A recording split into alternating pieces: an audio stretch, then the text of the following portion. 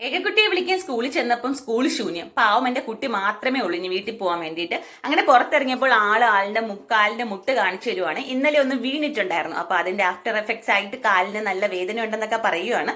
പിന്നെ നമ്മൾ അല്ലുക്കുട്ടന് നമ്മുടെ ചോക്ലേറ്റ് ഫ്ലേവർ കപ്പ് കേക്ക് വേണമെന്ന് പറഞ്ഞിട്ടുണ്ടായിരുന്നു. അത് വാങ്ങാൻ കയറിയപ്പോഴത്തേക്ക് കുട്ടി തനി സ്വഭാവം പുറത്തെടുത്തു. അവൾക്ക് അത് വേണ്ട, അവൾക്ക് സ്ട്രോബെറി ഫ്ലേവർ മതിയെന്ന്. അങ്ങനെ രണ്ടും വാങ്ങി നേരെ വീട്ടിലേക്ക് വിടാന്ന് വെച്ചു. അങ്ങനെ വീടെത്തിയപ്പോഴത്തേക്ക് അടുത്ത പരാതി, ആളുടെ ചുണ്ടിൽ ആരോ ഇടിച്ച് ലിപ്സ് പൊട്ടിയിട്ടുണ്ട്. അങ്ങനെ ടീച്ചറിന്റെ അടുത്ത് പരാതി വരാമെന്ന് പറഞ്ഞപ്പോൾ ആൾക്കത് വേണ്ട. അതിന് മനസ്സിലാക്കാം ആളുടെ കറുത്ത കരങ്ങൾ അതിന്റെ പിന്നിലുണ്ടെന്ന്. വീടിനകത്ത് കയറിയപ്പോഴോ ഇതുവരെ സ്ട്രോബെറി ഫ്ലേവർ ഇഷ്ടമില്ലാത്ത അല്ലുക്കുട്ടന് ഇപ്പൊ ഇഷ്ടമാണെന്ന് പോലും. പിന്നെ അടി തീർക്കാൻ വേണ്ടി ഞാൻ തന്നെ ഇടപെട്ടു. ഞാൻ തന്നെ ഷെയർ ചെയ്ത് കൊടുക്കാന്ന് വെച്ചു.